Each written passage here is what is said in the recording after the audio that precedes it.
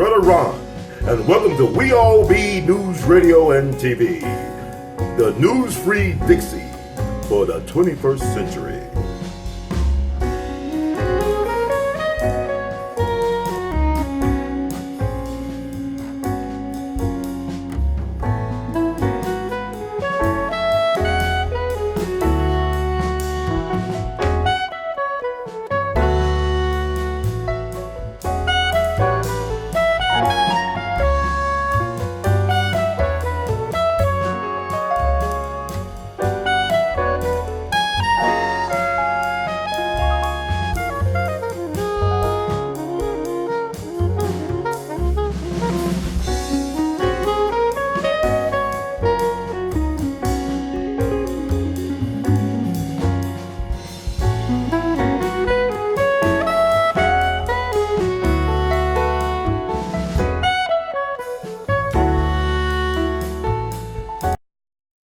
Dr. Nikki Giovanni, ladies and gentlemen. Please stand with our hands.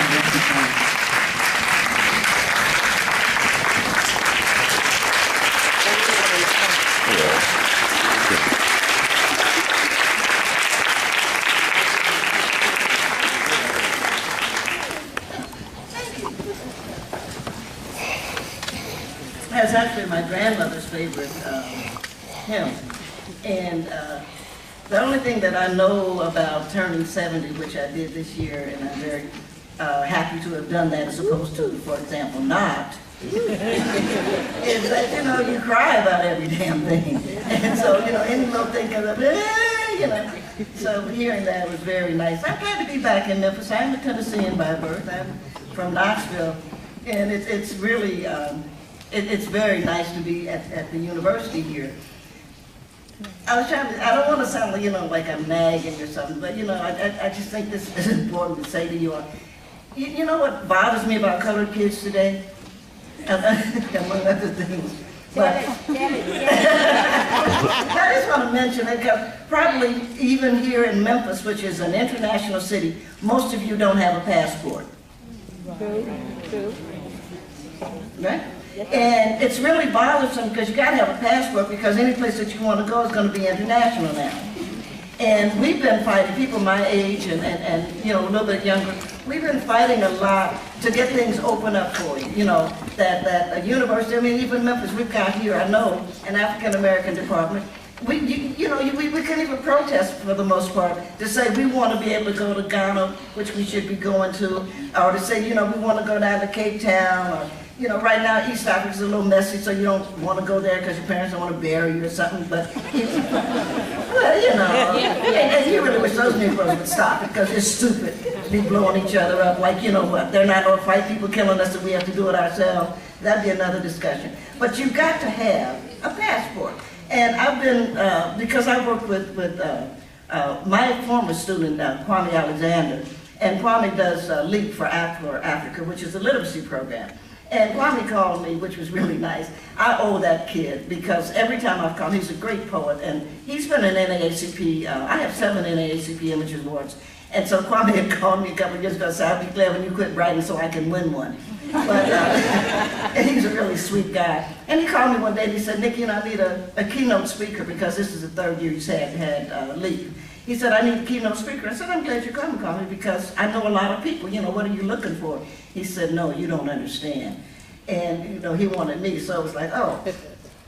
And I did the right thing. I was proud of myself. I went out and I got my hepatitis shot. I got my yellow fever shot. I got my hepatitis A and B, by the way. I got a couple of shots that I didn't know a damn thing about. And we just do it, you know what I'm saying? And, you're here, so if you went out right now, you say, okay, I went to see Nikki last night, and she was bitching about me not having a passport. I'm going to do that, and I'm going to go, and I'm going to get a yellow fever, because you get the yellow fever, it's good for 10 years, right? And it hurts, by the way. So if you're thinking it doesn't hurt, no, it hurts. And so if you get it now, you won't remember by the time you need it. I'm just trying to be helpful. So when your mother says, because it's October now, and your mother, your aunt, or your grandmother, your grandpa, somebody says, what do you want for Christmas? Your answer is a passport, right? Let's try this. What do you want for Christmas? Passport. Right. So you go get your picture and you go get your passport. You say, well, Nikki, damn, I can't use it. You know, why am I going to? Well, you know how people are. Oh, what am I going to do with it? Don't lose it. And now that you have it, we might be able to send you someplace. Because we can't do that when an opportunity comes up and we say, you know, Luann, do you have a passport? You know, I can send you to China. You know, ma'am. What kind of crap is that? And you can't get them quickly. It costs a fortune, but you still can't get them quickly. You need to get your passport. I know that you're voting, and I know you have your voting card, because we keep fighting about voting. And I know that Negroes died for you to vote. So I know that I don't have to say that you vote, because you're an NAACP. I know all of you have your voting card, and I know that all of you are voting somewhere, whether it's at home or whether it's in Memphis. You got to. We got a fool running. I live in Virginia. We got this idiot. I mean, he needs to be hospitalized. Ken Cuccinelli. No, Ken is crazy. I mean, just totally. You know what killed him? Let me mention this one thing, because it really kills me. Ken Cuccinelli is anti-abortion. Now, I don't know if you're anti-abortion. I'm not asking. Okay? But my question is, how can you be anti-abortion and pro-capital punishment? I just don't think you get to do that. I have to have it so that you can execute it later.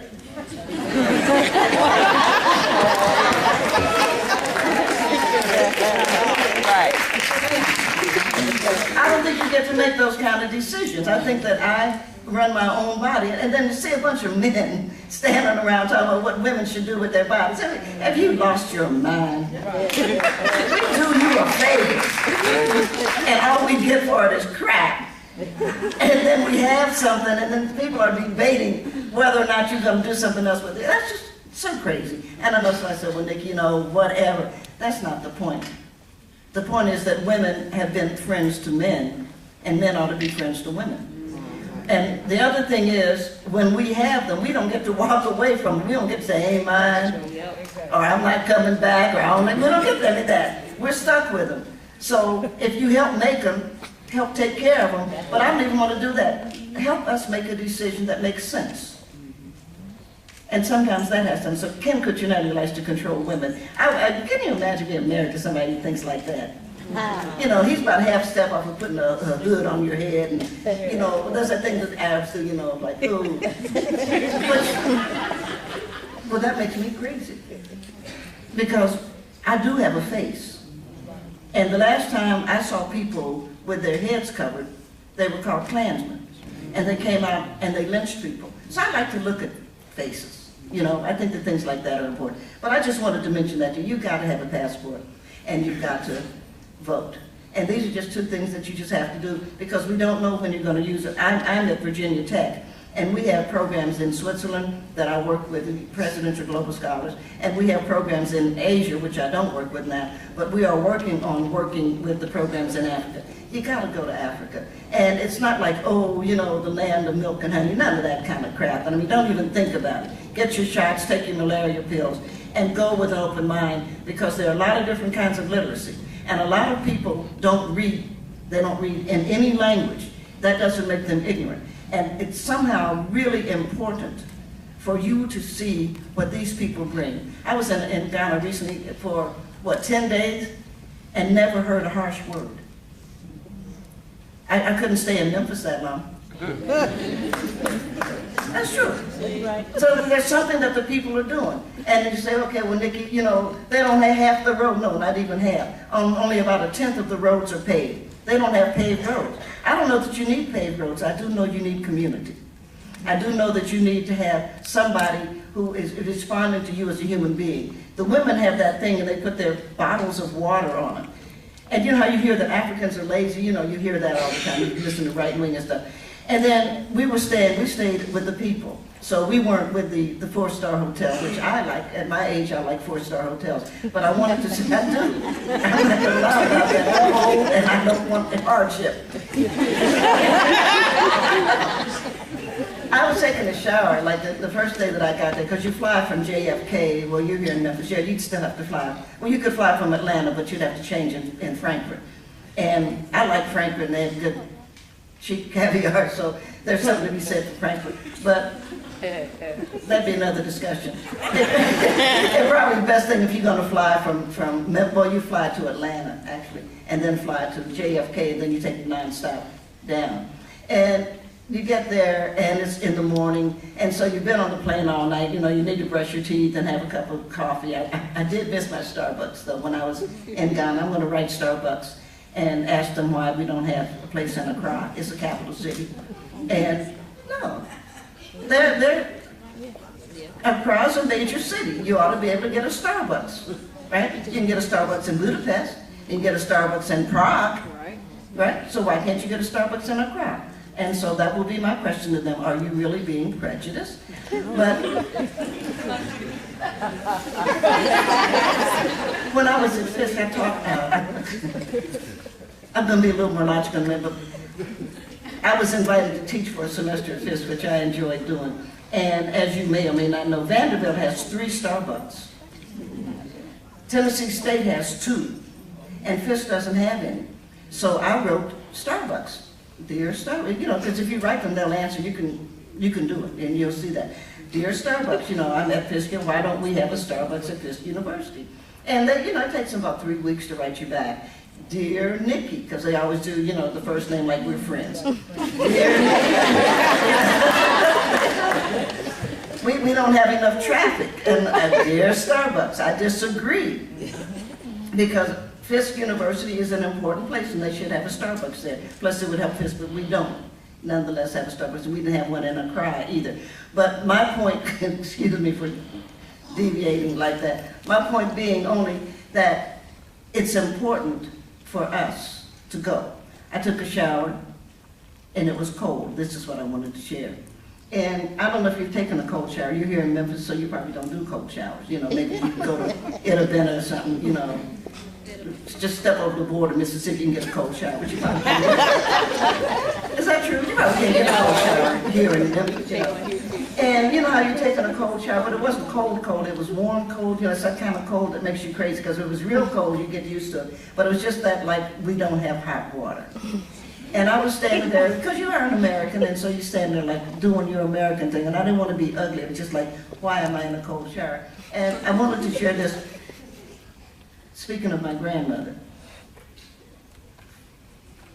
with whom I was very close. Grandmother meant a lot to me. Grandmother means a lot to me. And I remember the year that I was like 14. And we were not, we didn't have a lot of money. That was probably so understated. And grandmother graduated something called normal school. I don't know what you know about Black American history, because most of y'all don't study it. But that's the truth, you gotta learn. But grandmother was a normal school graduate. Grandpapa was a Fisk graduate. He graduated class in 1905. But grandmother's normal. So she is not available to have a real job in the real sense, but she was a great cook. And I remember that she took a job, but I didn't know why. You know how you learn things, and you too, you pay attention to your older people, you know, your relatives.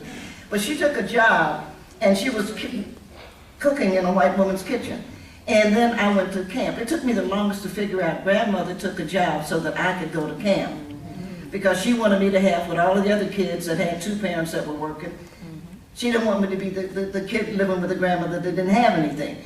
And so this was really wonderful. So I went to camp in Chattanooga. It was in the era of segregation. So we had the camp, and we're out in the woods, right? I'm a city girl, so this is not me, but the grandmother wanted me to go, and so I went. And what we had was cold showers. One of the things they were doing is toughening you up. And so you took a cold shower, and I'm standing in Accra, Ghana, and I'm 70 years old with a cold shower, and all I could think of was my grandmother. And sometimes something's going to happen with you somewhere, in Mars, in Moscow, it doesn't matter. You're going to be somewhere, and you're going to flash back on somebody who wanted you to be there. And this is what I'm trying to say. So part of what you have to do, because you say, well, Nikki, I'm going to college so I can get a job. The hell with job. Jobs don't even mean anything anymore. What the hell? Who works in America? Nobody's doing a damn thing. The garbage isn't getting collected, the water's there. What are they doing? Everybody's in finance. Nobody's doing anything. You're not in college to get a job. You're in college to get knowledge. You're in college to test yourself. You're in college to become leaders so that you can envision a better future. Because if you just want a damn job, you could walk out of here right now and walk the streets or sell drugs to do something.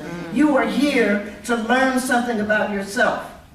You are not here to just graduate and somebody give you $20,000 a year and you think you've done something. You have to take chances. Because the chances, you are never going to starve to death. You're University of Memphis college graduates. You are not going to starve to death. You are not going to be out of a house. You are not going to not have a way to get around. You are already what you are. Your job is to invent the future. Your job is to take it someplace else. And that's what I'm trying to say to you. You have to think beyond, how can I be comfortable? Because the hell with your comfort, you owe those people from God knows how long ago. This is Memphis, which was a cotton capital. Old Man River, whips, no money, mean things happen. Not even, you don't have to come up to modern things like they killed Martin. This is Memphis, and it needs changing. And Tennessee is an important state, and it needs changing. I just want to remind you, and you have something more to give. And I'm very, very proud. I am a life member, by the way, which did not get mentioned in and I don't do that web thing, but I'm going to have to ask somebody, because it should say, I'm a life member of the NAACP. So I was very, very pleased and very proud when I was invited here to this college by the NAACP. I think it's important. I think it's good. I will say this to the rest of you. You're probably no richer, no poorer than any other college student. Buy your life membership now, because it'll cost you $20, something like that. And you say, well, Nikki, Dad, you know, if that's the case, I'll be paying for it for 20 years. But if you don't start it now, in 20 years, you won't have it. So what do you care? If you're paying $20 now and it strains you, by the time you do take the stupid job that I'm telling you not to take, the $20 will be coming out, right? And you'll get a raise. You won't even miss it. And if you look around, then if you have a job, which I don't want you to take, because I want you to travel and build up credit. You know, because what do you care if you're in debt? If you're in debt, they're going to have somebody going to have to hire you. They're not going to put you in prison because you're in debt. We don't do debtor's prison anymore. So you go on and see something. Don't get in debt for crap that they can take back. Don't get in debt for a stupid car. Don't get in debt for something anybody can take. Get in debt for going to see something, going someplace else, doing something different with your life. Speaking of my grandparents, this is not Nikki's lecture on grandparents, but, and then I'll stop, but that was the one thing Grandpapa used to say all the time. Whatever you're doing, do something that nobody can take it away. So you eat it, because I'm a foodie, and Grandmother's a good cook, I said, I'm a good cook. And I really think that that's a nice thing, because when you cook for something, you know, if men understood that, they'd have much more success with women. That's true.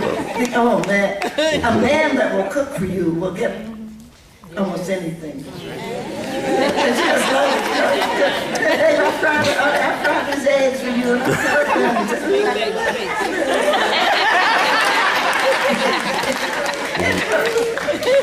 So you eat it, or you drink it, or you see it.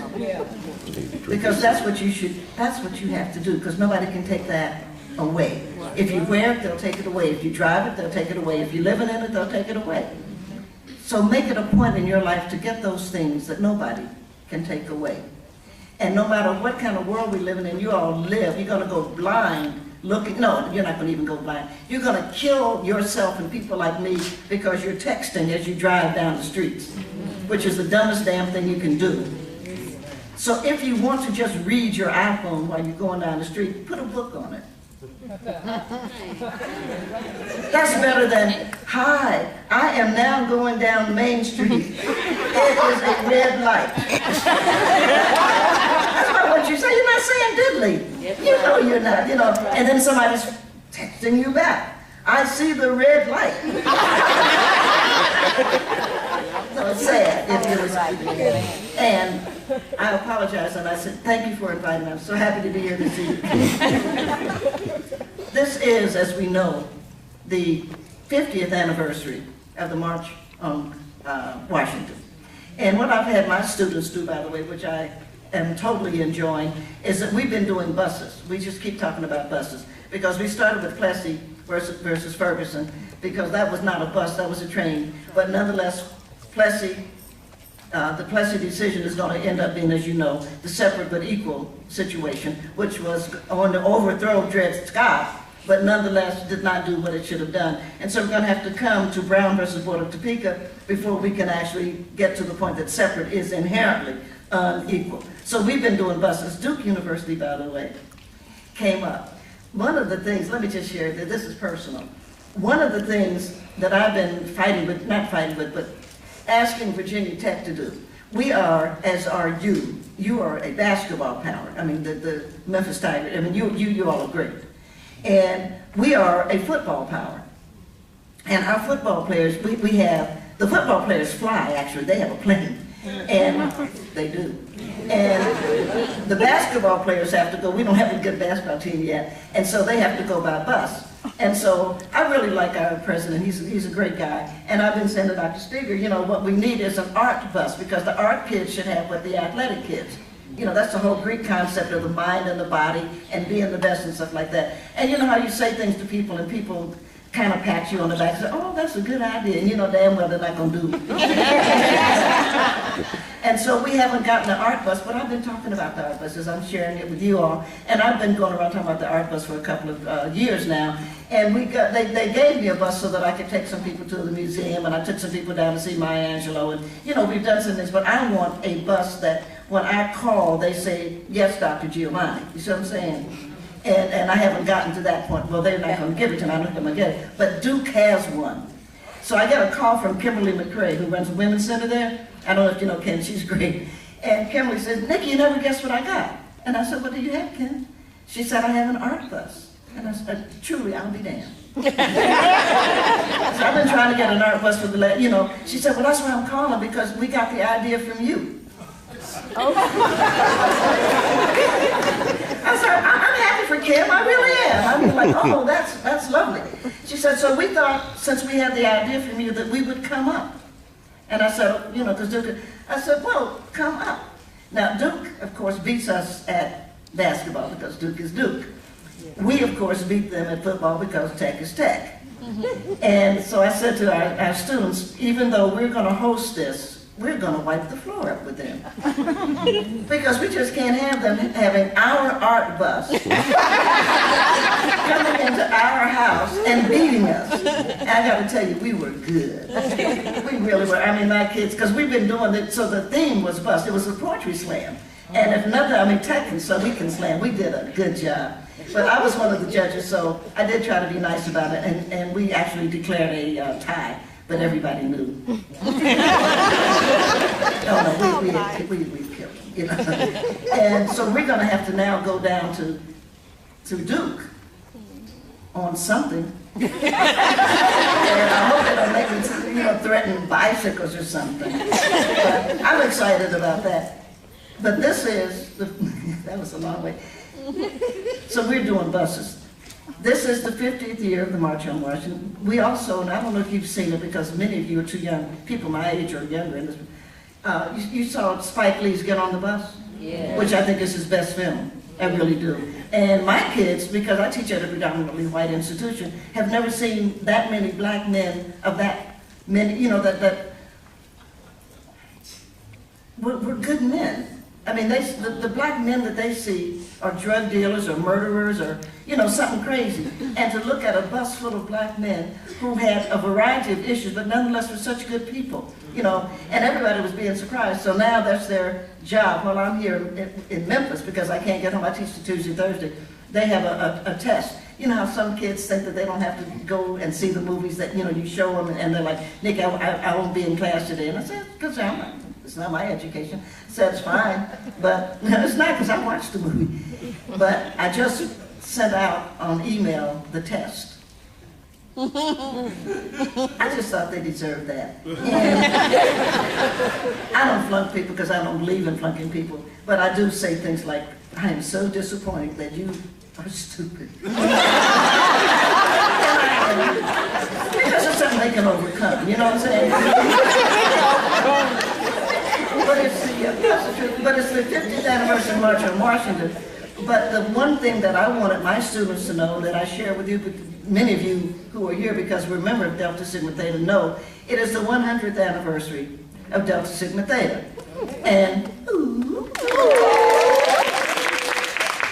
even though I mention this, not because I am proud to be an honorary member of Delta Sigma Theta, my mother, my sister, and my two aunts are members of Delta Sigma Theta, it's not just about what I am proud to be a part of. It's also about the history that they did.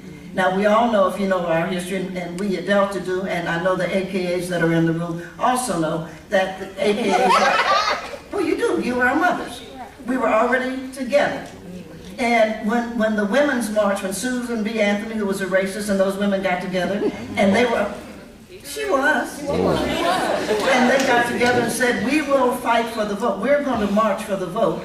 It was a group of women who were a part of AKA who said, well, we should march with the suffragette movement.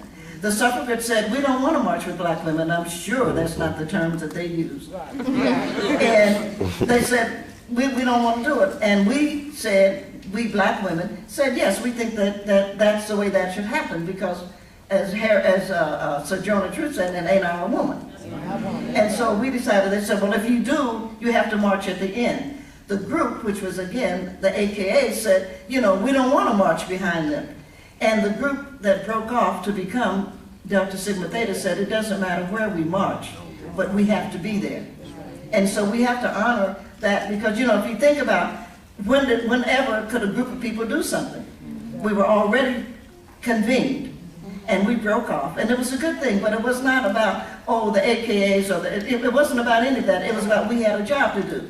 And even now, as we know, if you look at a black woman in public office, in public service, she's mostly a Delta, because that's what we do. You look at Barbara Jordan, who is now on a stamp, thank God. I think they need a Delta stamp too, but if you write the post office, they don't answer you. But we do. We should have had an anniversary stamp for Delta Sigma Theta. There's no question about that.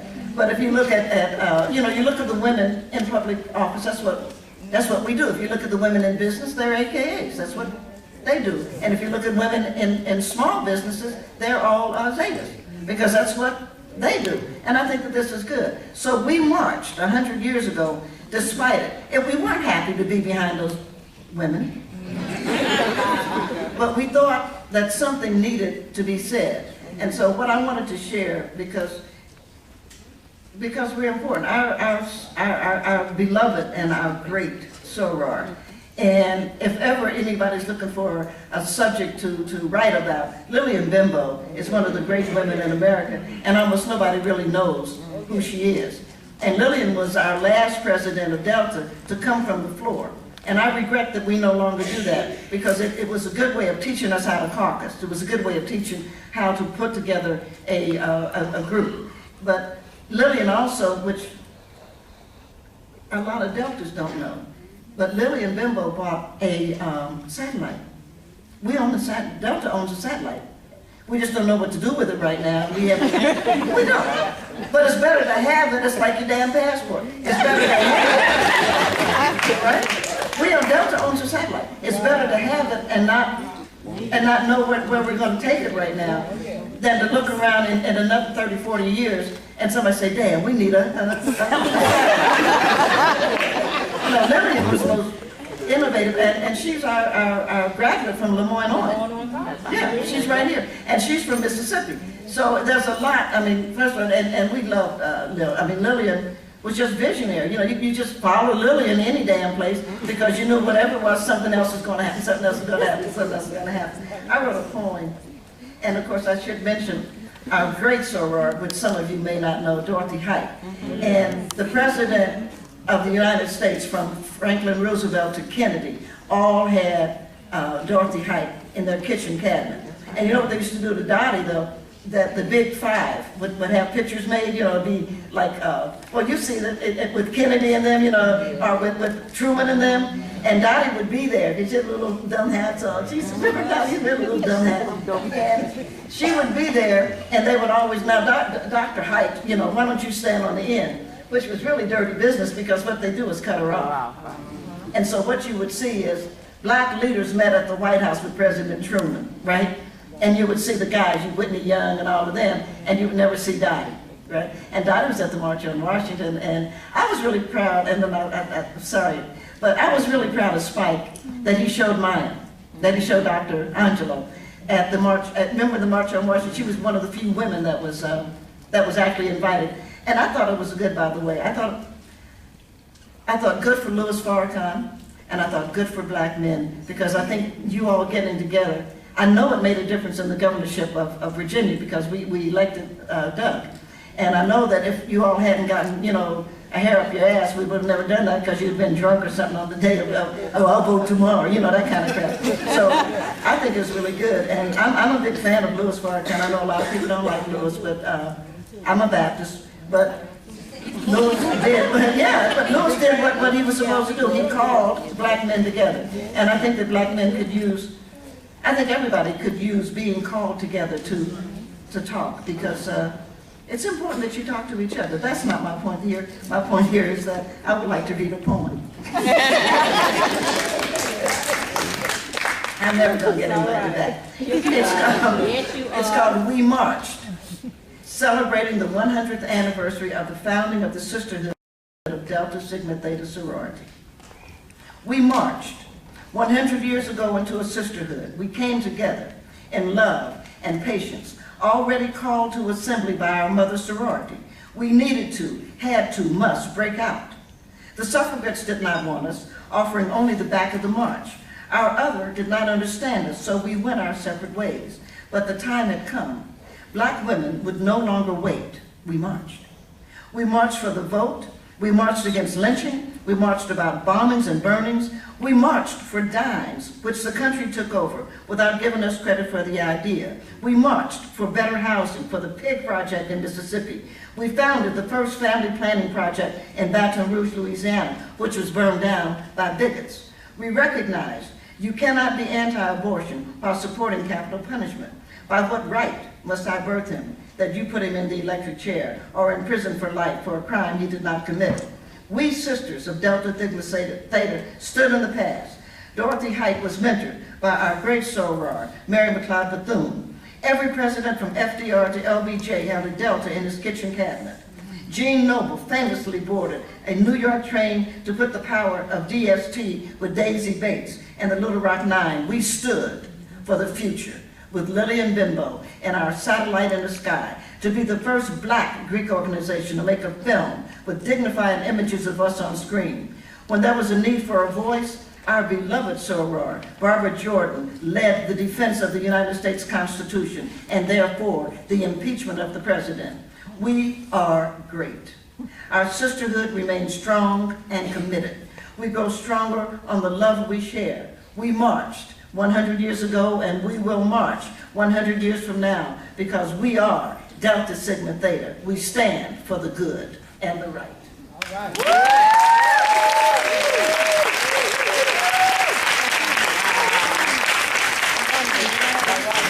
It's, I meant to mention that too, if I may. A lot of people don't know that the March of Dimes, a lot of white people, and there's no other word to explain, that way, didn't like, well, it just was, because Negroes didn't care a dime's a dime. But white people, like, ooh, we don't like FDR. You remember, because they're all upset about FDR, Franklin Roosevelt. And so when they would get, when they minted the Roosevelt dime and they would get that dime, white people didn't want to keep it, right? And so black people decided, what we're going to do, it's a beta chapter in Knoxville College, decided what they would do is have a march of dimes on Gay Street. Anybody here from Knoxville? Well, the main street in Knoxville used to be Gay Street. They've really pretty much torn Gay Street up. They've made 80,000 other things. But that was the main street. And so the members of Delta went up to Gay Street, and that's what they did, was they laid dimes on dimes on dimes, and it was the first March of Dimes. It got taken over for muscular dystrophy and a whole bunch of other things. And of course, you do get tired of that. You would think that at some point, and I say, respect, but that the white people would say, well, we got this from the Negroes, and it was a good idea. Which they never do. They just take it like, ooh. So a lot of you don't know that March of, that's true. That March of Dimes started with Knoxville College Delta Sigma Theta. And I just thought you should know that. Tennessean by birth. I'm a native Tennessean. I was born there. During the age of segregation, when you couldn't go to the same amusement park or the same movie theater, when the white guys would cruise up and down the street and call out to you, when the black guys were afraid of being lynched. But we went to church each Sunday and we sang a precious song, and we found a way not to survive. Anything can survive, but to thrive and believe and hope. I'm a native Tennessean. I was born there, but I was only 2 months old when my mother and father moved my sister and me to Cincinnati during the age of segregation, when Dow drug stores wouldn't serve us, when neighborhoods were redlined. But at least Mommy could get a job teaching and Daddy could get a job behind the desk, and after all, if you are a college graduate, that's the least you can expect. Though the Pullman Porters took us south each summer and watched over us with an unfailing faith and got us from there to here. I'm from Knoxville, Tennessee. I was born there. In the only state in rebellion that didn't have to undergo reconstruction. In the volunteer state that sent as many from one side as another. In an area where, if I just have to have a car breakdown, I would prefer any holler to any city neighborhood, but there was no work and no way. And the chronic angers that flared would chase us to Ohio. We were not lives crossing the river, just 4 people, 2 in love and 2 who were loved, who needed to put a rest to the rage. But the rage stayed, and someone had to go. I chose me, but I was born there. So the going was a coming. I'm a native Tennessean. I take no joy in Davy Crockett, nor Jim Boyd. They were wrong to be at the Alamo. They were wrong to fight for the theft. I love James Agee. I love Thunder Road, though I, a native Tennessean, was not allowed to play a bit part when the crew came to town to film the movie. Ingrid Bergman and Anthony Quinn came to take a walk in the spring rain. And despite it all, I like Andrew Jackson. At least he knew the big guys were wrong. I'm a native Tennessean. I graduated Fisk University in Nashville. I know that the freedmen paid for that school. Nobody gave them anything. Pennies and nickels and prayer and determination. The freedmen paid for it, and many others. I know the American Missionary Society was wrong. The Jubilee, I know the American Missionary Society was wrong. I was educated by the singers of those songs. I love those songs. How could I not love Nashville? How could I not love Dinah Shore, who invited the Jubilee singers to sing at the Grand Ole Opry, then had to hear the rumors? She sang on, sang until she saw the USA in her Chevrolet. I once saw her on a plane. I was going to the cabin. She was in first class. I said, hey. She smiled and said, hey, back. When I got Georgia on my mind, I rode the Chattanooga Choo-Choo to Lookout Mountain. I saw Memphis and was enchanted.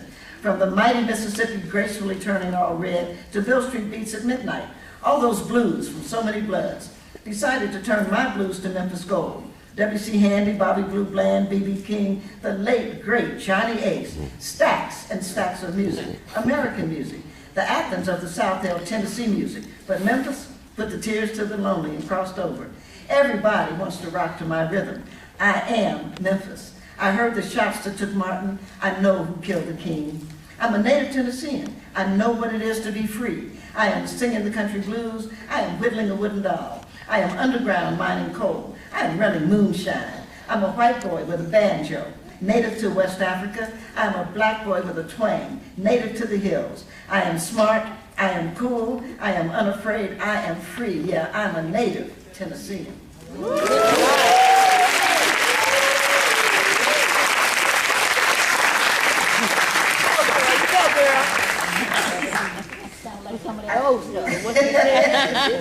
I had the opportunity, and I was thrilled to participate in Civil War stuff that's coming up, and the American Museum of Photography is doing an exhibit. I really don't, let me be fair, and you all have heard a little bit, so you see what kind of person I am, but I really don't know why people call me, because I never seem to sort of do what they seem to sort of want.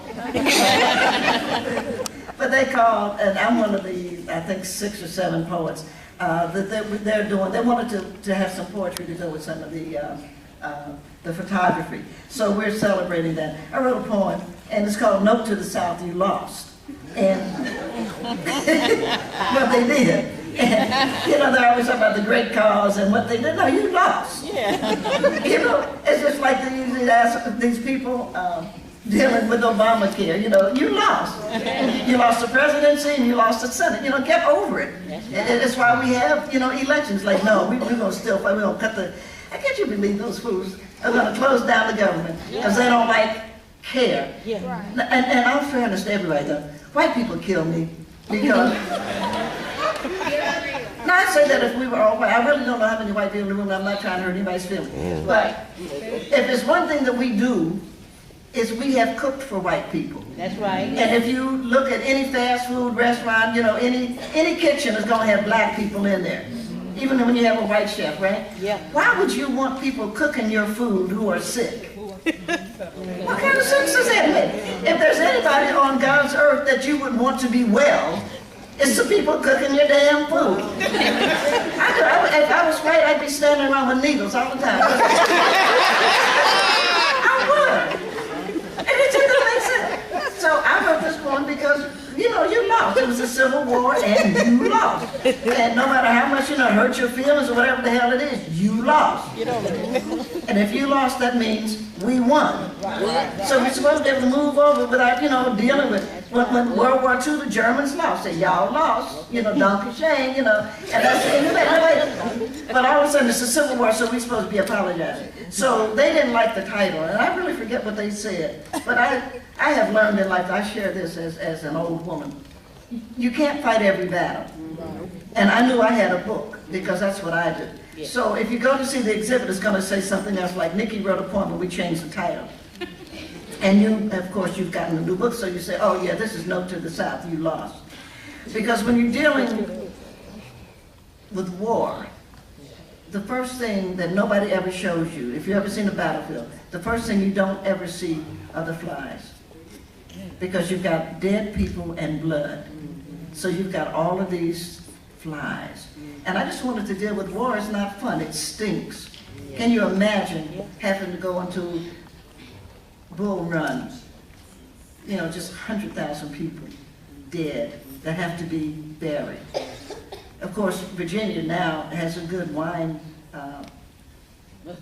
We do, because, you know, wine really loves blood. That's why France has such good wine, all them wars they've been having. So, it's true, you're not supposed to think of it that way, but it's true. And I guess the West was going to do that because they lost so many cattle and they had to bury the cattle. I bet you, you know, Montana's something going to come up with like a really great red wine. I said, how'd that happen? It's because wine comes out of all of that. I just thought I'd mention that. Now you're not going to drink any wine, you're beer drinkers or something. I wanted to share this because we're here in Memphis. Note to the South, you lost. The buzz of the flies almost were a lullaby, rocking the dead to a restful place. You couldn't hear the ants, though they were clearly there, in the eyes, the mouths, any wound or soft tissue. The worms had come, understanding those which were not trampled would have a great feast. The grasses had no choice but to drink down the blood and bits of flesh that were ground into them. In the future, there would be girls, not field rats, who would follow the soldiers into the trenches. In the future, there would be single-engine airplanes dropping bombs. And then, in the scientific imagination of the 21st century, there would be men and women pushing buttons, making war clean and distant. But today, on this battlefield, the deadliest of this war, the songbirds had been frightened off. The turkey buzzard retreated to watch. Deer, skunk, raccoons, possums, groundhogs gathered to let the smoke clear. And only the moans of the almost dead and the quiet march of lice gave cadence to this concert of sacrifice for freedom.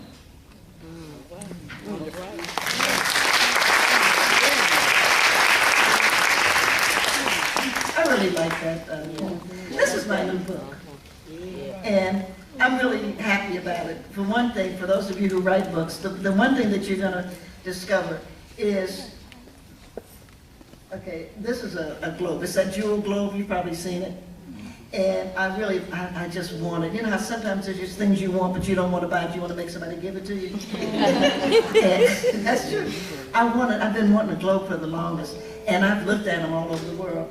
And I thought, how do I get a globe? And I thought, write a book. Because this is called now photo junk.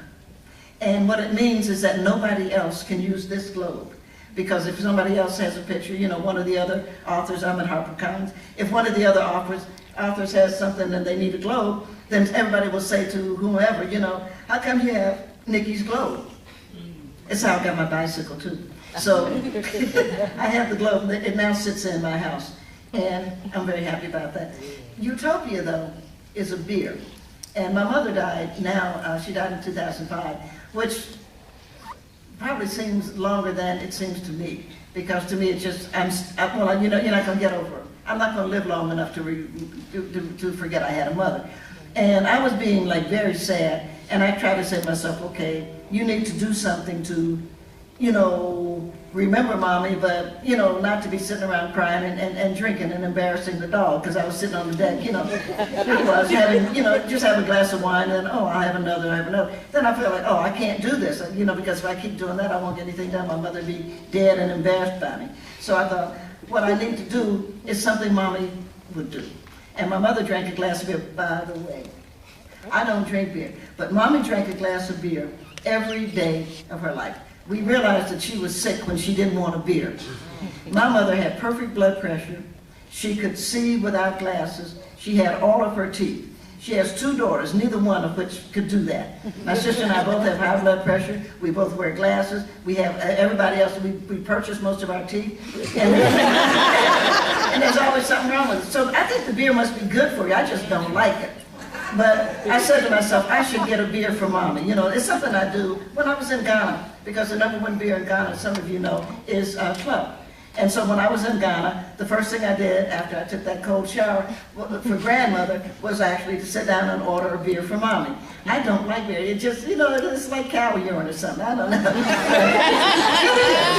And, you know, everybody drinks beer warm except Americans. We drink it cold, but everybody else drinks it warm. So it's just like drinking cow piss or something. But I said to myself, what I should do is I should get a beer. And I should have a beer for mommy, and I should, you know, quit being so sad, because it's the proper order of things, that she shouldn't have had to bury me, and so it works what we're doing. But I'm one of those people too that I like to, you know, well, I like the best, I really do. I mean, not always, you know, but I do like the best. And I thought, well, what's the best? If I got to drink a beer, I want the best beer. And so I went to the beer books, you know, and looked it up, and the #1 beer in the world is Utopia. It's a Sam Adams, and it only comes out every other year. So I called Keith, who was the beer store, and I said, Keith, you know, I'd like to get a bottle of Utopia, if you don't mind, you know, I'll pick it up, you know, when you get it, or if you have it. He said, Nikki, we never sell Utopia. We don't get it. We're too small. They don't give it to us. I said, why? He said, well, you know, it only comes out every year, and it's something that they give to the big suppliers. There's a place in California called Bounty Hunter, and if it's liquid, they have it. And so I called Bounty Hunter, and I said, hey, you know, it's Giovanni in Virginia, you know, I'd like, you know, a Utopia. Can you send a Utopia over? They said, no, it's a beer. We only do wine. I said, you know, it's all fermented. What the hell? No, you know, we don't do it. But they gave me a website in Canada, and I thought, I don't want to buy a website in Canada. So as you can hear from whatever you think, I bitch.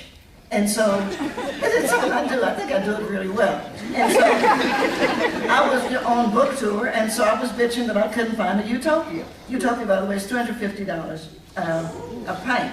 So it's not something that's, you know, around. And I got invited by one of the great agencies of the United States government, and I thought, well, this is great because they can find everything. And so, well, they can. And so I asked the director, because, you know, I did a good job, and everybody was like, they love me, and it's like, great. I said, you know, maybe you can do me a favor, I'm trying to find a Utopia, you know.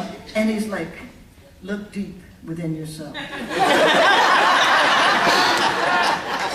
It's one of those, and I thought, oh my, no. And, you know, people do that to women anyway, and I saw the assistant director, I said, I'm looking for, you know, Utopia. And he said, I'm sure, little lady, that you'll find. You know how they pack, you know how they try. And I thought, I need somebody colored, because, you know, these guys are not understanding. And I finally ran into a black guy, you know, he's Asian. I said, you know, I'm trying to get a Utopia. He said, oh, let me find a safe computer. And he did, and he found it. And he said, this is where you go to get it. And so I was bitching about all of it, because ultimately I got that one. But I was on the radio, I was on NPR saying, you know, I've been trying to find Utopia, and I had to go through a lot of trouble. And as luck would have it, you know, God is good all the time. The person, one of the people listening to the show was the guy who makes it. So he calls into the show and he says, you know, tell Dr. Giovanni we're sending a bottle down and the glasses to drink it out of. So I just got my book, and so what I'm waiting to do is when I go home, I get to open that, and I get to, because I wanted to have it when my book came out. My book officially came out Monday, and so I'm here, but when I go home, I'm going to drink my utopia. I'm upset. I probably don't like it because I don't like beer. But it's a lot of fun. I'm really fond of the book for a lot of reasons, and probably the main one is you have to re-look your life. And I just can't think of anything, to me, sadder than losing Mommy. And I was just very close to her. My father was an idiot, and I've been trying to look. If you knew him, you would know I'm telling the truth, and I'm probably understating. But I'm old enough to know that I'm glad I didn't try to write about Gus, we call him Gus, when I was 25, because I was angry with him at 25 because he was an abusive person. I've gotten to be old enough to know that he's not abusive, he's just crazy. And if he had had the ability to not be abusive, he would have. That didn't make sense probably. He did. But what he did, I say this to the young men in the room, do not, you know, be hitting your wife or something. It's not that your wife doesn't understand it, because she does. And she still cares about you. She probably still loves you because she understands what you're going through. It's your daughter that you've made crazy. And so your daughter is watching what happens with her mother, and your daughter's going like that. I can't handle that. And so I'm trying to find a way to write about that, because if men knew what they were doing to their daughters, they would stop it. You see what I'm saying? Yeah. They would take a walk around the park, or a cold shower, or go do something. But don't hit your girlfriend, don't hit your wife, because your daughter sees it and wonders what is wrong with him. Your son sees it and says, that's what I should learn to do. Neither way works. And so I'm just trying to work on writing about it. But chasing utopia as a part of me trying to deal with, because I wrote a poem that said I'm happy, and I think I was happy. I think I had as happy a childhood as any poor colored girl can have. But I also think it was a bad idea for him to beat my mother. And so I have to figure out how I handle that. And we have some novelists here, because, you know, we can blame them and we can say they should know better. I don't know if they should or shouldn't. I know they have to stop, whether they know better or not. They have to stop. Yeah, it's that basic. And when you do, everybody's going to be a lot happier. You're going to be a lot happier, and the reward of watching your daughters be sane and still like you. The good thing about my father, of course, was that he had cancer. And we were sorry about that, you know, he was going to die. But I was the daughter, because I'm the daughter closest to my mother, so I was the daughter that went home. So now, all of a sudden, I'm the daughter that's reminding him of things.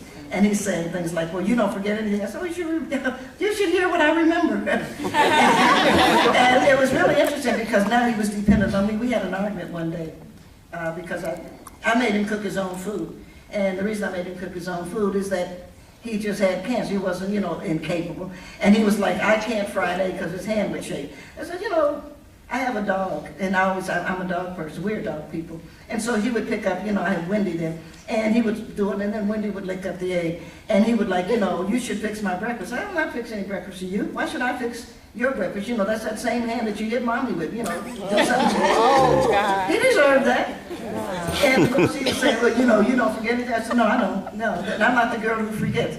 But let me share, you know, for you, because we were having an argument. And he went to sit down in the chair. I said, you know, that's my chair, because I changed all the furniture in the house. He said, that's my chair. I bought that chair that you're getting ready to sit in. But Gus, I bought the floor that the chair is sitting on. And I paid the mortgage of the house that you're living in. So you're going to have to take a lot of shit from me before all of this is over. He decided to go visit my sister. He did. And I was just trying to write about it. He called Gary, her name's Gary Ann. He called Gary up. And, you know, Nikki's crazy. And so she lived in Seattle. Seattle's really nice. And so I was glad that he, you know, that he understood. Now, if you're living with me, now this is my house. I put up with yours when it was your house. You're going to put up with mine when it's mine. So I had a good time with it. So I've just been trying to work things out. Well, you know, you don't, I mean, I'm not being sad or something. I'm not trying to make you all, I mean, if we are not going to be in communication with each other. Everybody thinks they're alone. And we're not alone. Some of the things that happen, for whatever reason these things happen, have happened. But there has to be a theory that helps work them out so that we can do a little bit better. I do actually spend too much time alone. And my grandfather used to notice that, and he was always on me. And he was always, you know, he would talk to me. Grandpapa was 20 years older than grandmother, so he didn't have a lot of patience with a lot of kids, but he would take me and we would look at the stars and we'd do all that stuff. But even now, I think I spend a lot of time alone. I'm a writer, and so if you're a writer, you probably are spending a lot of time alone.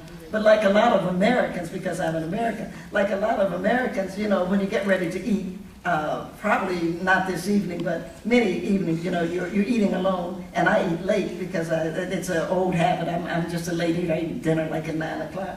And so what you're doing now, I used to do it a little bit earlier, but what you're doing now is the American thing. You sit down and you have your dinner and you turn on TV, right? I don't know why we do that, because television is not a friend. But we do, we turn it, there's no, you know, coming back. And I don't know what we know about writers in here. I know we have a couple of really good poets, and I know Memphis has good, I know songwriters, so you probably have good writers, period. But writers are highly competitive. You know, everybody knows that athletes are competitive, but writers are incredibly competitive people. So if I'm sitting down to dinner, in the earlier years, I'm sitting down to dinner like 7:30 or something like that, of course, Jeopardy is on. And you turn on your TV, you've got your dinner, and these idiots can't answer. I will never forget that someone said the answer is Malcolm the 10th. You know what I'm saying? And it's like, no, damn it, that's X. You know? You get some really dumb people on Jeopardy, you know? You really do. And so I'm sitting there. I'm sitting there, you know, looking at this stupidity, and I'm trying, if you look at Jeopardy, you know what happens, because you don't control the board, they do. And then you're trying to answer before they do. Well, obviously, you're going to give yourself an ulcer. You know, there's no question about that. So I finally said to myself, Nikki, you can either watch Jeopardy or eat dinner, but you can't do both. And I must say I made the right decision. I decided a glass of red wine at 7:30, watch Jeopardy, and then at 8 o'clock, I can look at TV and eat dinner. It makes sense. Except that at 8 o'clock, there's this thing. Dum, dum, dum, dum, dum. It's Law and Order. And it's on like about 5 channels, you know what I'm saying? And so you're sitting there with your dinner, and you're now cutting into your steak, and there's this dead woman on screen. So you start to feel like a cannibal, you know, and it's like, oh my God. And I have a dish because I live in the country, and so I just started turning, and I finally came to the most perfect television show. It's called Deal or No Deal. It takes absolutely no intelligence. Right? There's no luck. I mean, it's just one of those things. For those people my age, young people don't know, but there used to be a show called Queen for a Day. And it was the same kind of stupid show. You come on and you tell this sad story, and then everybody votes. Do you want to be queen for a day? And then usually some overweight lady comes down. Yeah, I need a refrigerator because the baby's milk was spoiled, and, you know. So you get that kind of thing. And in Deal or No Deal, you always have what I'm going to now call a Larry. So there's always going to be this guy from the, you know, Howie's going to come in, and he's going to say, Larry, come on down. And Larry's going to come down. He's always this West Virginian. And, you know, I was going to say hillbilly, but I don't want to use a pejorative term, but that's what it was, right? And he's always got this shirt on. No, damn well Larry's going to be invited down. You think they would give him a jacket, but no. He's got this T-shirt on that doesn't quite cover his stomach. You see what I'm saying? And he kind of pounds it down. He's got a big stomach. You know, they always do. You know, no real good-looking guy's got him. He kind of bounces down.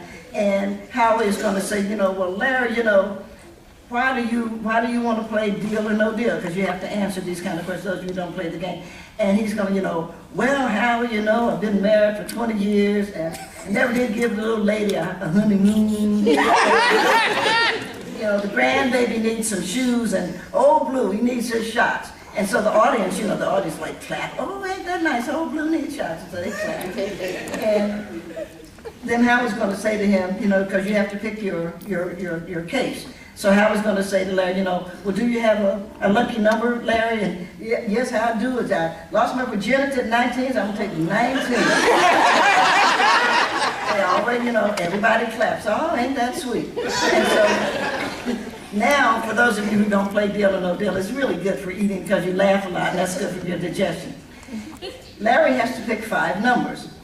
What we have is the high numbers on the right, the low numbers on the left. So what you want is to keep the low numbers. You want to get the low numbers and keep the high numbers in the game, because there's going to be 1,750,000, 500,000. You have to keep that in the game in order to actually do anything. So Larry picks 5 numbers, and for whatever reason, he doesn't take any big numbers out. He takes little numbers out. So it's like, this is really good. And then the phone rings, ding, ding, ding, ding, ding. And Howie picks it up. I'll tell him. And then he hangs up. And then he says to Larry, "This is a good offer." He always says that. And so it's like $18,000. So it's a good offer because he left all the things in. Considering that he's got a dog that needs a child, a grandchild that needs shoes, and he hasn't taken his wife any place, $18,000 will be all right. I gotta tell you, I agree with Larry. So Larry is gonna say no to that. But he's not gonna just say, "Well, Howie, I think I won't do it." He's gonna like be belligerent. No deal. He's going to throw it down, that arrogant kind of stuff. He said, "Oh, this isn't going to go well," because you know what's going to happen to Larry. I'm going to agree with Larry on this, though, because he came in with nothing, now has 18,000. If he goes again, he has to pick 5 more numbers.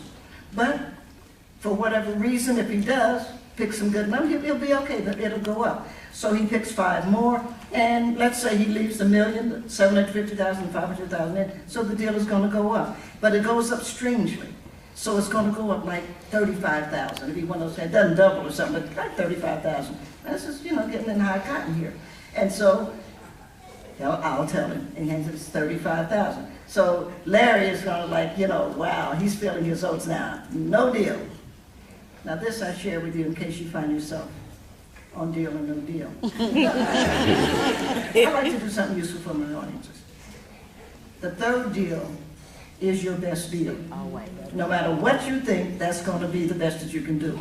So I'm kind of with Larry because he came in with nothing. He had 35,000, and so maybe he can tweak it up a little bit. He can't get below 18, so okay, but he only has to pick 4 numbers. So Larry picks 4 numbers, and he leaves the 1,700,000. He's going to knock one of the bigger numbers out, so it's going to go up a little bit, and he's going to be at something like $42,000. That's going to be the deal. And Howie is going to say to him, "This is a lot of money." Actually, the 42 is only 8,000 off for $50,000, and that's good money no matter what. He's been there, 20 minutes? If I could make $50,000 every 20 minutes, you know damn well I would. So this is a good deal.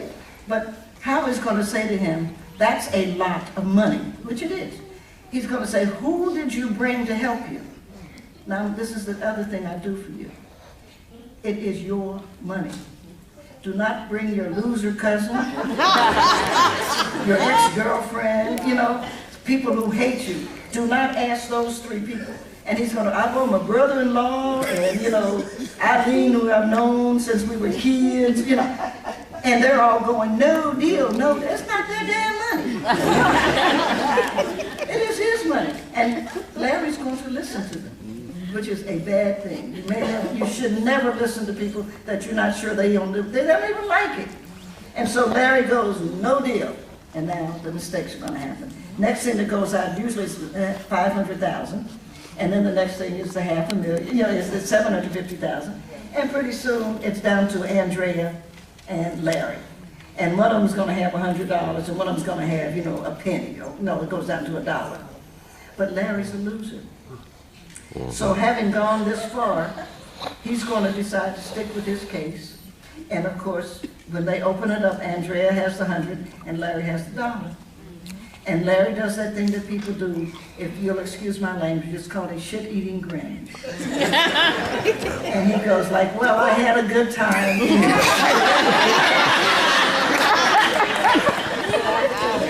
Which is a lie. Larry was pimped and he knows it. But it's too late. And so he takes his $1 and he goes home. You see what I'm saying? I went back to class. I teach the Tuesday, Thursday. I went back to class and I said, I was looking at Deal or No Deal because I look at it every night. The kids are tired of me bitching about it. I said, that phone turned down, 42,000, one of those kind of things. I said, why is it? And that's still my question. That people like me are not on Deal or No Deal. I could use $42,000. And it's like, my students were all like, "Nikki, no." So what do you mean, Nikki, no? well, we don't want to see you make a fool of yourself. I said, you have got to be kidding. Do you think that the first time in my life that I've made a fool of myself would be on Deal or No Deal? I would have lived a charmed life, get over it. And they were like, no, I was hurt. I just want to share that. I was hurt. I had expected them to say, well, we'll write letters to Deal or No Deal, and we'll see to it that they get some college professors on, something positive. And they were all like, no, we just can't have you doing that. And so I went and wrote a poem for them. It's called Deal or No Deal, or English 4714. Just so they will absolutely always know who they are, CRN 16937. My feelings were hurt. My class is not so sure that I should apply to Deal or No Deal. They think I am lucky I am, after all, teaching them. They know I am smart, they are, after all, learning. Yet, they don't want to see me make those greedy mistakes and push beyond the envelope. The banker is neither friend nor foe. He's a machine. To think you can beat him is to think you will win at Vegas or love. But I persist. My dream is a red dress above my knees, high-heel red sandals, and me coming over the top. The music booming. Dum, dum, dum, dum, dum, dum, dum, dum, dum, dum. Hi, Howie, I would say, with a lovely smile. I don't want to play the game, I want to be it. They were born 40 years after me, yet I am younger. I know you cannot go through life unless you are willing, for love or money, to make a fool of yourself. Where else does the ecstasy lie?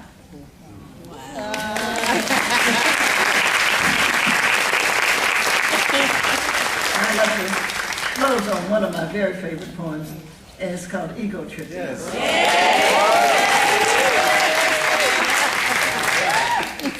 I was born in the Congo. I walked to the Fertile Crescent and built the Sphinx. I designed a pyramid so tough that a star that only glows every 100 years falls in the center, giving divine, perfect light. I am bad. I sat on the throne drinking nectar with Allah. I got hot and sent an ice age to Europe to cool my thirst. My oldest daughter is Nefertiti. The tears from my birth pains created the Nile. I am a beautiful woman. I gazed on the forest and burned out the Sahara Desert. With a packet of goat's meat and a change of clothes, I crossed it in 2 hours. I'm a gazelle, so swift, you can't catch me. For a birthday present when he was 3, I gave my son, Hannibal, an elephant. He gave me Rome for Mother's Day. My strength flows ever on. My son Noah built Newark, and I stood proudly at the helm as we sailed on a soft summer day. I turned myself into myself and was Jesus. Men intoned my loving name, all praises, all praises. I am the one who would save. I sewed diamonds in my backyard. My bowels deliver uranium. The filings from my fingernails are semi-precious jewels. On a trip north, I caught a cold and blew my nose, giving oil to the Arab world. I am so hip. Even my errors are correct. I sailed west to reach east and had to round off the earth as I went. The hair from my head thinned and gold was laid across 3 continents. I am so perfect, so divine, so ethereal, so surreal. I cannot be comprehended except by my permission. I mean, I can fly like a bird in the sky.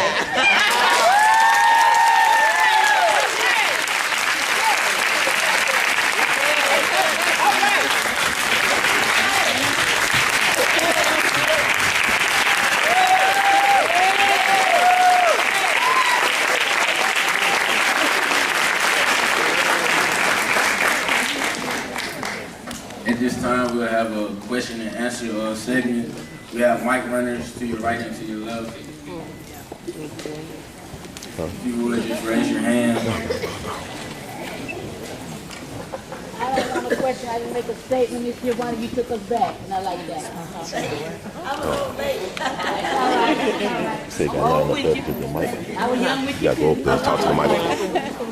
Go on, And mic. growing old is a good idea. It is. It really, I'm enjoying it. you do, and you got to rethink things and things that used to make you angry. You're trying to, you're trying to negotiate, all of these things that you've seen and that you've known, and the changes in the last 50 years are incredible. It's up there. They really are.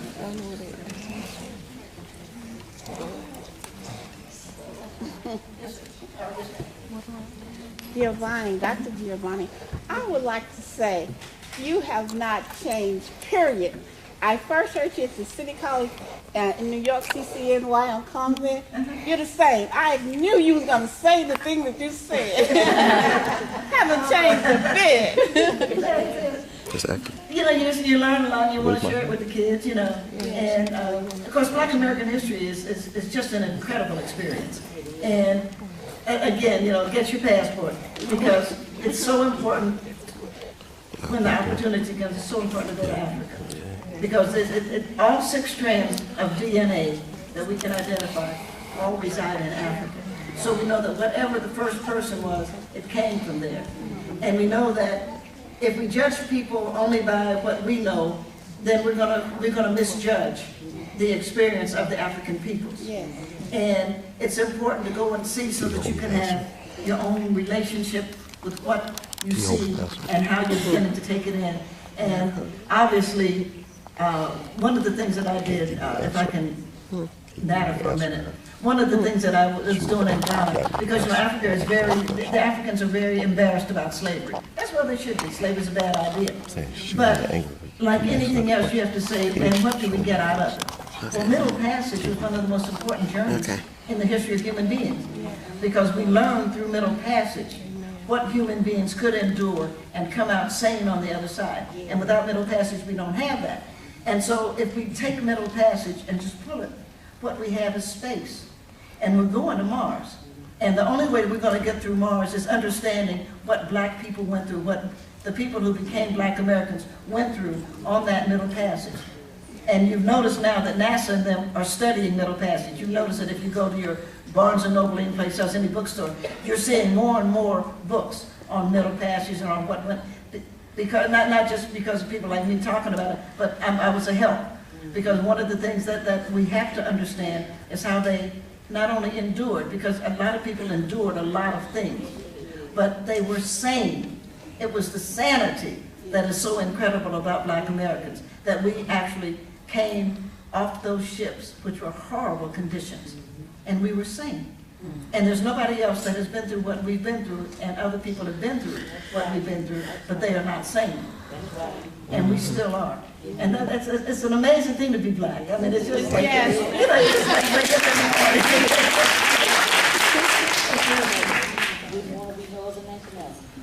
it's true. Dr. Nikki, it's a blessing to have you here. I'm right here. Oh. All right, I'm standing up. I'm from Knoxville. This is where I was born in Knoxville. But I got a question for you. I guess it's a 2-part question.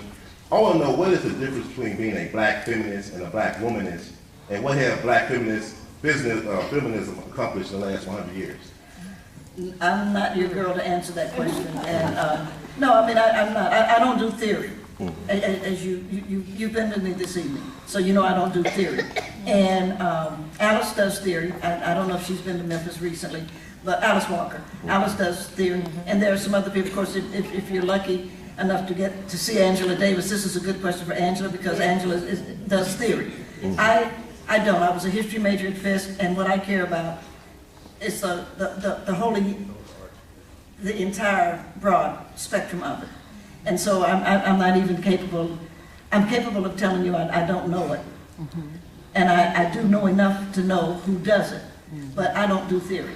And so my reading is very seldom in theory, and I just don't know enough to give a good answer. And I know that there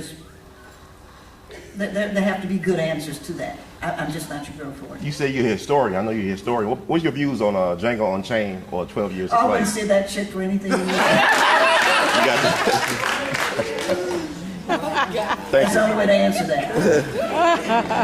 There's enough good history without having to make up. Amen. You know, but it was same to that stupid thing that they did with the FBI, you know, Mississippi burning. Yes. When there were only 2 Black people, 2 Negroes we would have been then, in the FBI when that film, at the time that film was supposed to be. One of them drove J. Edgar Hoover, and the other one cut his grass. And I get sick of, you know, America, you know, I get sick of it. I'll tell you what I didn't like that everybody's been mad at me about, though. I saw The Butler. And it really just pissed me off. Because you're not going to tell me that there's a Black man in the White House listening to white men agreeing to destroy black people, and he's not going to call a Pullman porter. He's not going to call his minister. And I have a good friend who's Jewish, and she was saying, oh, I didn't think it was that bad. I said, let's look at it another way. If the butler had been Jewish, and he was working for Hitler, don't you think he would have told some other Jew, this motherfucker's going to kill us? Thank you. That's a question. All of a sudden, we're going to think because he's serving coffee, he's happy. Where's the history on that? We don't have any history on that, which is why I love her. That was not the butler, but based on. That wasn't any history. That was crap. And even the guy they based it on, Oprah, who should win an Academy Award nomination because she can act, and Forrest is really good, but even at that, she didn't drink, right? Where was her sorority? You were married to the butler in the White House. What sorority did she belong to? Right. Wasn't she a link? Of course she was a link. Absolutely. Where is their church? No, I mean, don't hand me crap like that. And who in their right mind wouldn't screw Terrence Howard? He is.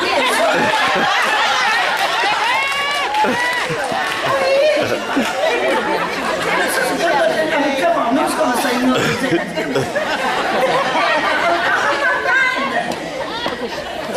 Where was their house? These people stood for something. And he was saying, you know, his interviews, well, I had to tweak it. No, tell the truth. The Black American story is an incredible, beautiful story. And it's a story that is uplifting to all of humanity. You don't have to do anything but tell the truth. And you get sick of it. But that's the same guy that did Precious. He said, you're not going to tell me that some mother is going to stand in the door while the father rapes the daughter and she's going to be smoking it. Come on. I mean, it's just, you know, it makes no sense. And so I don't do any of that crap. I mean, I just don't. You know, I got other things that make me crazy. You know, I just can't support it. And I was very, very sorry about that movie. And I can see how people might make mistakes and stuff like that, but it's incredible. I mean, you know it's incredible. It's incredible that of all of the things, what we need is that story of as he overheard what Eisenhower was not going to do about Little Rock. He passed the word to Walter White, who got the word to Gene Noble, who went to Arkansas, to Little Rock, to stand with Daisy Bates. There's some history there. And I just think that it's important that we know it, because otherwise you sit there and you get mad at Forrest, and you say, how come that Negro did that? And that's not what that Negro did. No, he didn't do that. And it just made me crazy. So that's a long answer. Appreciate it. I mean, you know, it did, man. It's so, we have such a great history. We really do. And if there was any way to just keep encouraging you all to look at the facts. Not the people that are using us, but to look at the facts. And we've come a long way. And we always talk about, you know, what we've done to get free, but what we've done is free America. It wasn't that we were freed, it's that we freed America. And we need to understand that without us, without that uplift that we bring to this country wouldn't be any place. And it's so important as you youngsters go forward, that you go forward knowing who you are. It's just everything, because otherwise you just can get tied up disliking yourself. And that's a bad idea. Because you're wonderful. It doesn't mean you're a king or a queen. It just means you're wonderful. And I think wonderful works. You know what I'm saying? Wonderful is a good idea. Because you just want to wake up most days and be happy. So you want to be able to look in the mirror and say, I'm wonderful. Because you are. And that doesn't mean everything's going to go the way you wish, the way that any of us wish.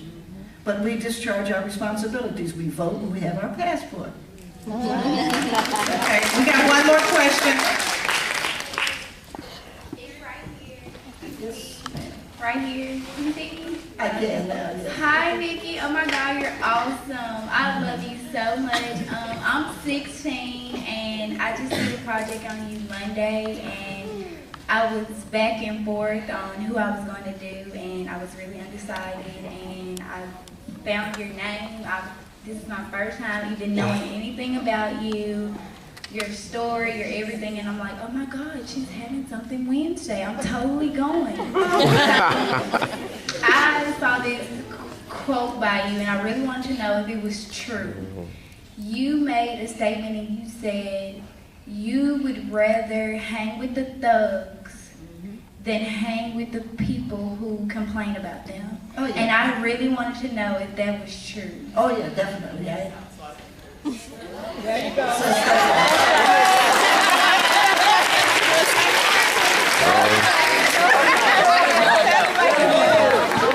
Well, Nikki, she didn't tell you I'm her grandmother. I gave her name to you, okay? She said she heard your name. She heard it from me. That's right. Credit.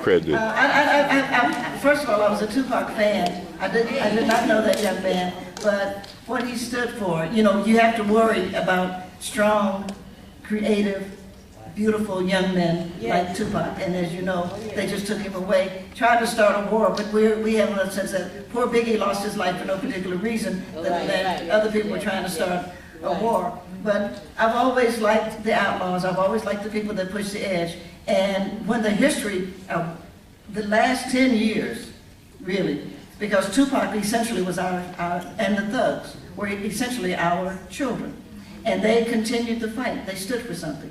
And he was a great kid. So when he died, because he died on a Friday, which, you know, we know another great guy that died on a Friday. And so it was our job to make sure that he rose by Sunday. I went down to the tattoo parlor, and this was done by Alex. I only have one tattoo, and that's it. And Alex's tattoo in Roanoke. And, you know, I'm a little old lady, so it's like, ma'am, can I help you? I said, I'd like a tattoo, please. And he said, well, you know, because he's got a wall full, and he's an award winning. He said, what would you like for it to say? I said, I would like for it to say Thug Life. Tupac had, you know, Thug Life on his abdomen. I know where I put my abdomen because, one, I can't show it, and if I did, I'd frighten people. So he said to me, you know, well, you don't look like a thug. And I said, yes, I'm a thug. Because the boys were right. Pac was right. And it was Pac that did Vote or Die. And it was Pac that started a lot of stuff. And so I'm glad to see Jay-Z, and I'm glad that Puffy and them are doing well. But it was Pac that led that road. Right. And that's another reason I get mad at bad movies, because Pac had good movies that tried to do something, you know. So, yes, I definitely like that always. Always. So thank you for that question.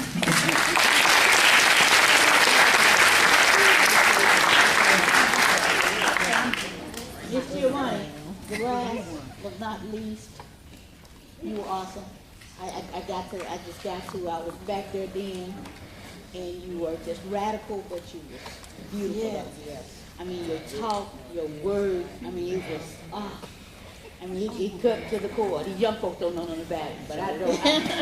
We know, it's 4 of us right here, we know. She was awesome back then, awesome, and still is today. Yeah. 70 years old, I still hear it in you.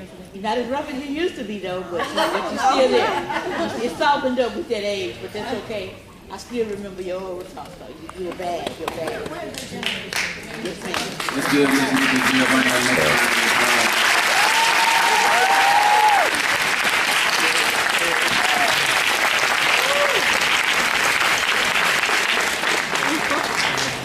At this time, we would like to acknowledge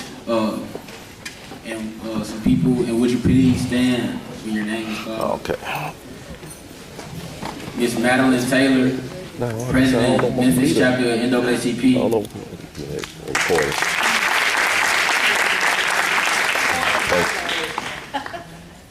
Dr. Rosie P. Bingham, Vice President of Student Affairs.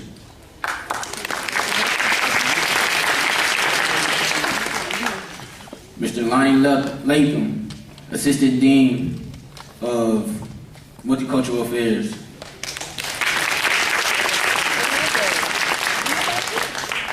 Dr. Ladrika Missenfer. Professor of African American Studies. And with the ladies of Delta Sigma Theta Sorority Incorporated, the Memphis Alumni Chapter, and Epsilon Kappa Chapter. Please stand.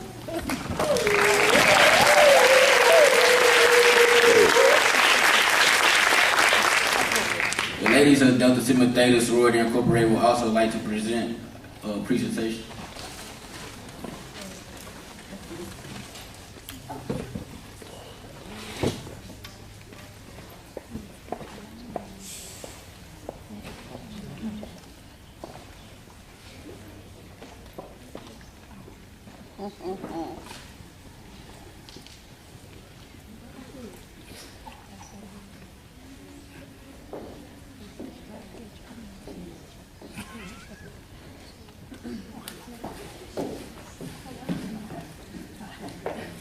We, the Attn Kappa chapter of Delta Sigma Theta Sorority Incorporated, would like to thank you for your words of wisdom for our campus, and we wish you well with your endeavors.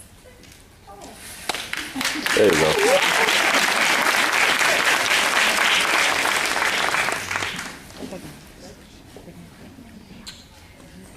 On behalf of the Memphis alumni chapter of Delta Sigma Theta, we just want to say thank you and we welcome you to the city. We thank you for all that you are to us, all that you have been to us. Yeah. And I count it as a personal privilege. I saw you for the first time at Delta's first literary cafe when you were high. You headlined that event. And now it is a major event for the sorority, and that is all because of your vision and all that you offer us. So thank you again. Thank you for just giving us just a piece of what you have given to everybody else through the years.